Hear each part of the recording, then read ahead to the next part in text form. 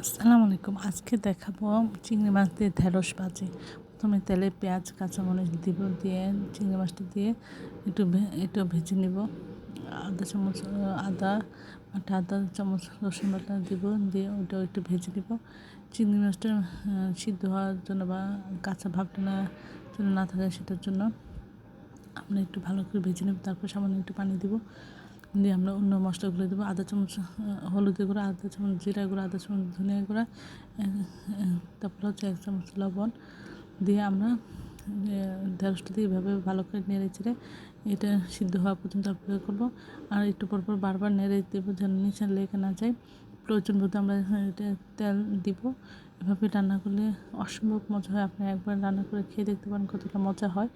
সবাই আমি চ্যানেলটি লাইক করুন, শেয়ার দেবেন, সাবস্ক্রাইব করে নেবেন, প্রিয়জনদের কাছে শেয়ার দেবেন বারবার এইসব ভিডিওগুলো দেখার জন্য। আমার ভিডিও নোটিফিকেশনগুলো দ্রুত পাওয়ার জন্য আপনারা একটা ফলো দিয়ে রাখবেন।